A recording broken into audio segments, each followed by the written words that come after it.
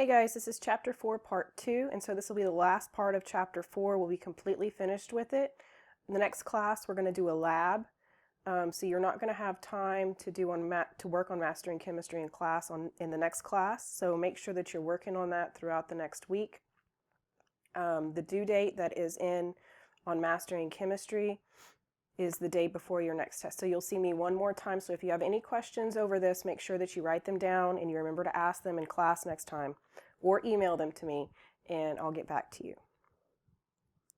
All right, so atoms can lose or gain electrons to form ions. And so the positive ions are cations and negative ions are anions. I think we've talked about this before, we might not have.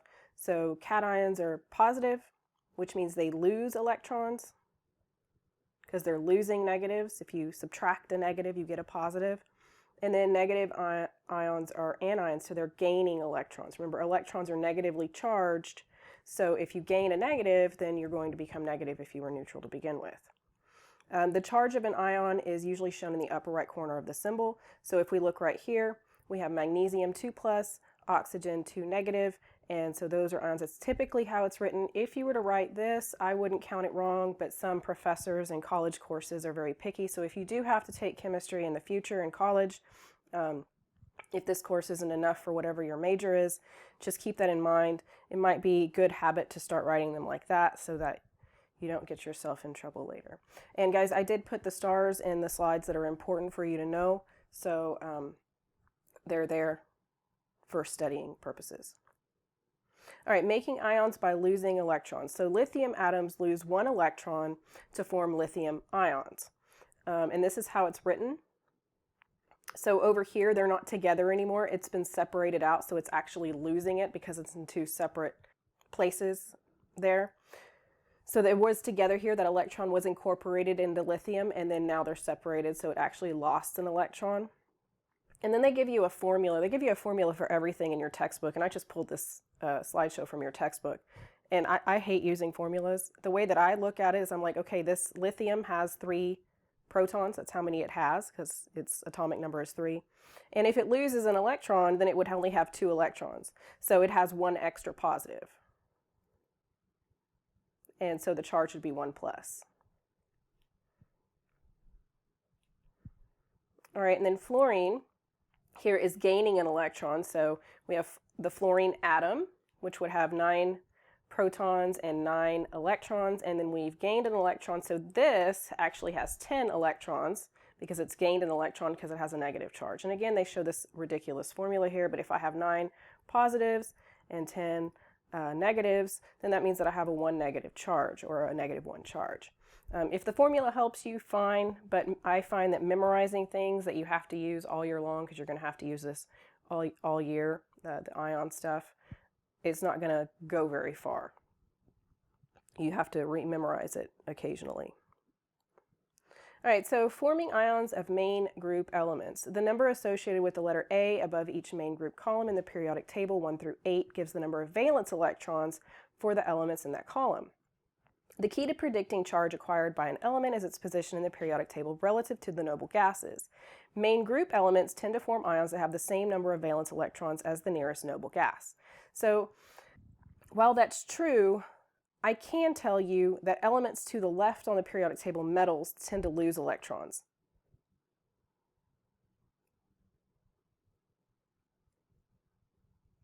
And that's because they really have a low electron affinity, which means they don't really care for their electrons that much. So they just kind of give them away. And if we're going to talk about sodium, right? So all of these noble gases over here, they have 8 valence electrons. So with sodium, sodium has 2 electrons, and then it has 8 electrons, and then it has 1 electron. So if it wants 8 valence electron, and remember guys, atoms really can't want, it's just a way to say that, all right? But if sodium was to become more like a noble gas, then it would lose that 1 electron because it doesn't want it. And then it would look a lot like neon. It would just have more protons than neon does. So That's the way you can look at it. And another easy way to know what charge these elements are going to be, I'm going to show you on the next slide, because this stuff on here is not exactly true. That's usually -3 as well. But on your periodic table, what I want you to do is make sure you mark this group +1, this group +2, aluminum is +3, and they also have gallium and indium here as +3. So I don't want you to get things wrong in mastering chemistry, but indium and gallium actually vary. They can be +1 or +3. And then here is -3 all the way down to the line.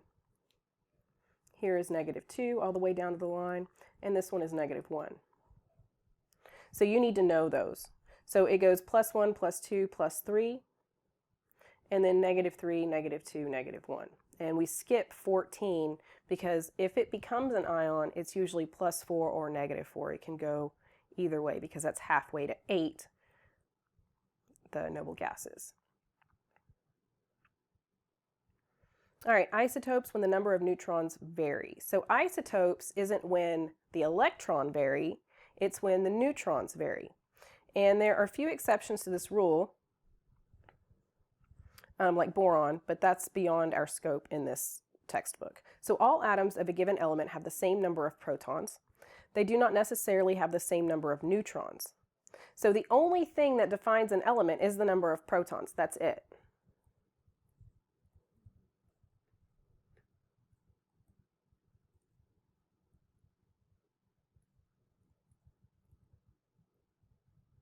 Okay. For ions, the electrons change. And for isotopes, the neutrons change.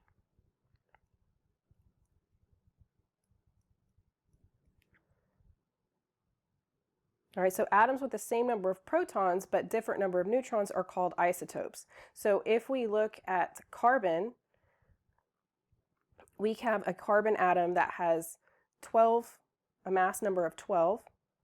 So we say carbon 12, and that's 6 protons and 6 neutrons. I'm getting a little ahead of myself, but most of you guys know some of this anyways. And then carbon 13 is 6 protons and 7 neutrons. So you can see here they differ by their mass number because they have a different number of neutrons. So there's 2 types of carbon there, and they're both naturally occurring. They're both in every single sample of carbon that we get. Carbon 12 is about 99%, and carbon 13 is about 1% of all carbon on the planet. All right, so here's some examples of neon. Neon has 3 naturally occurring isotopes. We have neon 20, neon 21, and neon 22. Now, neon 20 has 10 protons and 10 neutrons. If it's neon, it has to have 10 protons because that's what defines neon as being neon, is the number of protons that it has. Neon 21 has 10 protons and 11 neutrons. And then neon 22 has 10 protons with 12 neutrons. And so if we look down here at the bottom, we can see the distribution. I have for neon 20, it's a little over 90% of all the neon on the planet. If we have any sample of neon, 90% of it, 90.48% of it will be neon 20, and that has 10 neutrons. Neon 22 is about 9.25% of every sample on the planet. And so that's 12 neutrons. And then neon 21 has 11 neutrons, and it's only 0.27%. And so they're saying that this little sample piece of this neon light, which has basically neon gas in it, and that's it, and they pass electricity through it, and then the neon gas glows that orangish red color. So that sample, 90.48% is neon 20, 9.25% is neon 22, and then 0.27% is neon 21.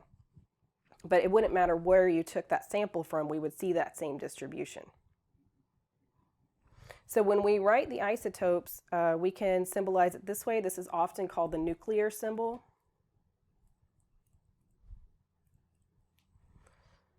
So we see the mass number up here, and the mass number is not the atomic mass on the periodic table.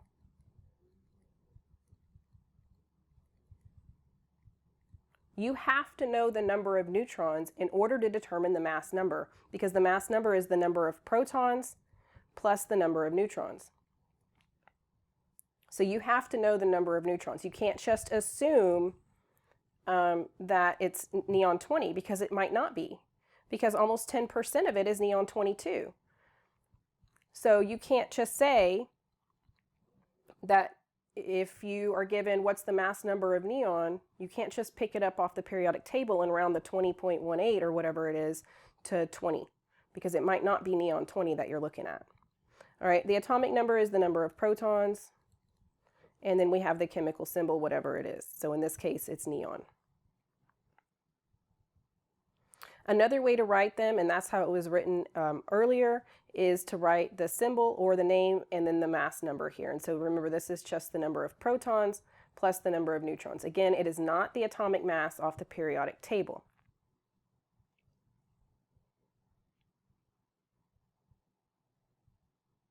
So here's some examples where we look at these, and you're going to need a periodic table for this. Hopefully you got it out when this started.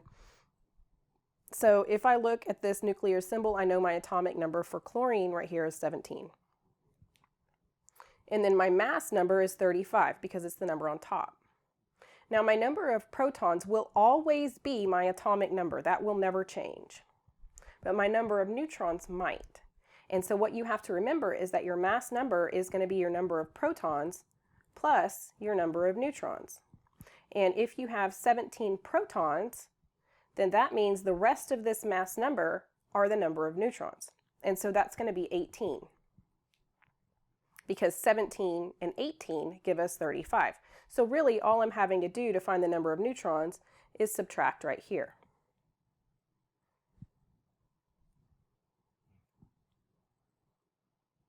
And then my number of electrons. So this is where things can sometimes get tricky, especially for sophomores in high school. If we have 17 protons, but I have a negative charge here, a -1 charge, that means I have to have an extra negative. So I have to have 18 negatives because I have 17 positives. If I have 17 positives and 18 negatives, then that means I have one extra negative, which gives me that charge. So sometimes it helps to rewrite it out, because a lot of the time students will put 16 here. And if I only had 16 negatives with 17 positives, I would have an extra positive, not an extra negative. And my charge is -1 because that's what it says over here. You can also write this as 1 negative. All right, in the next one here, I have 2 protons. If I have 2 protons, that means that I have to have helium. Nothing else has 2 protons. So my atomic number is 2. So I'll write that on the bottom. And then I have 1 neutron plus 2 protons, so that would give me a mass number of 3. Again, you cannot use the 4 on the periodic table. That 4 is the atomic mass. It's the average of all of the isotopes, which we're going to cover in just a few minutes. So you can't just pull that off the table, because that's taking an average of all the possible isotopes that exist for that element. Okay, this has no charge because we have the same number of protons as electrons, so it has 0 charge. It's neutral. And we know that the mass number is 3. All right, atomic number 16, that would be sulfur, and that would be 16 protons. If I have 20 neutrons and 16 protons, that gives me a mass number of 36.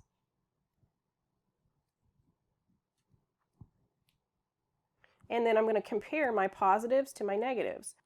It looks here like I have 18 negatives and 16 positives, which means I have 2 extra negatives. So this has a 2 negative charge.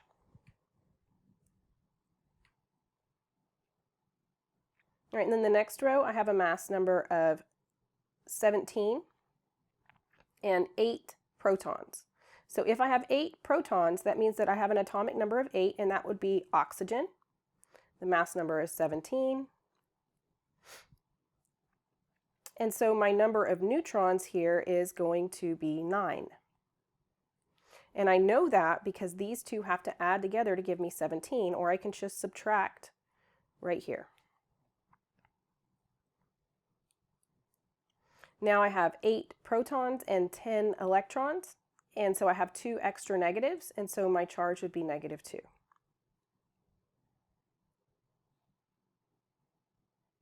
All right, we have zinc plus. So my atomic number here is 30. My mass number is 70. My number of protons is 30 because it's identical to the atomic number. And then my number of neutrons is going to be 40 because these two have to add together to give us the mass. Now my number of electrons here, I'm going to look at my charge. My charge here is 1 plus. And if it's 1 positive, that means I have to have an extra proton. You can't change the number of protons. That would change the element. You're breaking the fundamental rules. Elements can't just decide to be different elements. Not in a chemical thing. Okay, so that means that this has to stay where it is. We can only lose or gain electrons. That's it. Only the number of electrons and neutrons can change. The protons can't. So if this has 30 protons, then that means that this has to have 29 electrons to leave us with an extra positive, because that would give us an extra positive here. And then I believe that this last row was a copy error, so this last row is the exact same as this one.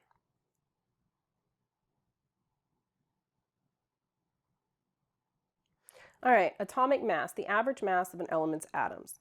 So the atomic mass of each element listed in the periodic table, so the one that's on the periodic table, is the average mass of the atoms that compose the element. So naturally occurring chlorine, we have 75.77% chlorine 35. And it has a mass of 34.97 atomic mass units. That's what AMU stands for.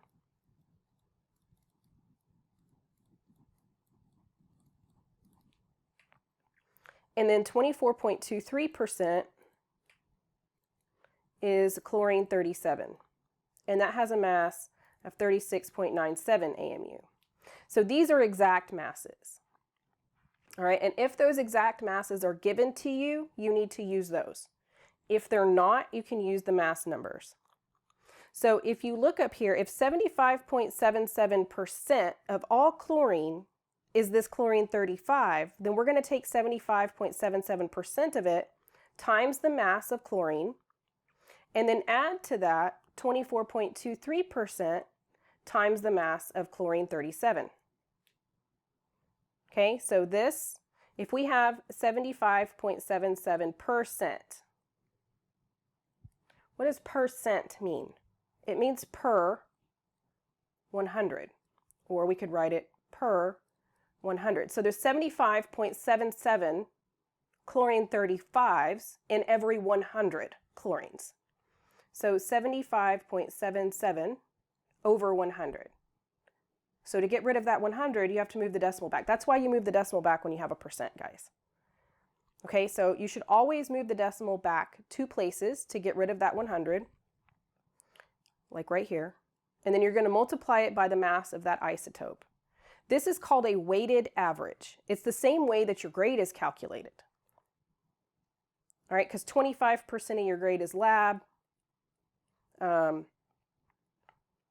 don't remember the exact. I think 35% is tests. 20% is your 6 weeks test. And then something like 10% is quizzes. I don't remember exactly what it is. But guys, this is weighted. So you can't just take all your grades and divide by how many grades you have. You won't get the right calculation. You have to actually do the percent, the weighted percent thing. All right, so what we're going to do is we're going to look at this as a formula because they want to give you a formula for it, and then I'm going to do an example. So in general, atomic mass is calculated according to the following equation. The fraction of isotope 1 times the mass of isotope 1, the fraction of isotope 2 times the mass of isotope 2, plus the fraction of isotope 3 times the mass of isotope 3, and so on and so forth until you get all the isotopes. Sometimes there can be up to 10. Okay? And so these have to be naturally occurring isotopes. Some of these elements have hundreds of isotopes, but only a few of them are naturally occurring. All right? So if it's got a percent sign next to it, you have to make sure that you move that decimal to the left 2 places, even if it's 0.1%. that would mean that your fraction is going to be 0.001. Okay, so if we go back to neon here, it says that neon 21 is only 0.27%. So I would take 0.0027 times the neon 21, whatever that mass is, plus neon 22 is 9.25%. So that would be 0.0925 times 22. And then neon 20 is 90.48%. So it'd be 0.9048 times neon 20. And then that would give me something relatively close to 20.18. Now, I don't know if it will exactly here because I had to use these mass numbers. If I would have the exact masses for these, I would get this, whatever is on the periodic table, on the dot. All right, so gallium has two naturally occurring isotopes. We have gallium-69,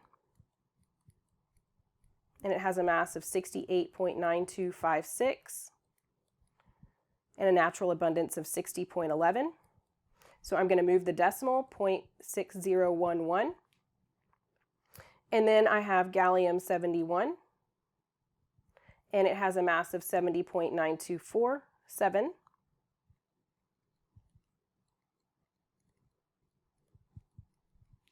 And a natural abundance of 38.89%. So I'm going to add these together. Okay, and then in my calculator, I'm going to type it, I'm going to type it all in at the same time. So I have the 68.9256 times 0.6011 plus 70.9247 times 0.3989. And so my answer is 69.723.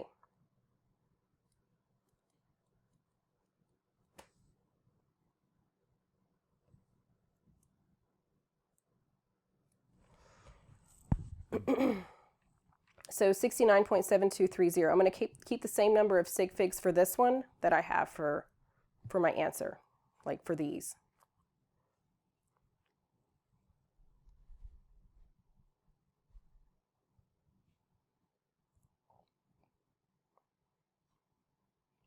All right, some isotopes are radioactive. The nuclei of some isotopes of a given element are not stable.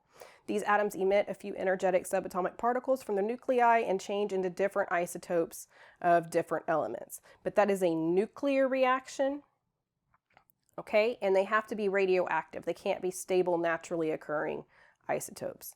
The emitted subatomic particles are called nuclear radiation, and these isotopes that emit them are termed radioactive.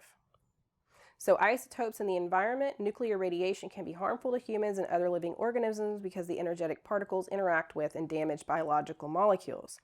Some isotopes, like lead-185, emit significant amounts of radiation only for a very, very, very short time. Other isotopes, like plutonium-239, remain radioactive for a long time, thousands, millions, or even billions of years. All right, now guys, we use these radioactive elements all the time. We use it in cancer treatment. We use them for x-rays. We use them all the time. So you're around it all the time. It's just how well are you protected from them. And with cancer treatment, when they use radioactive drugs, what they're hoping they can achieve is that they kill the cancer off faster than the damage is done to you.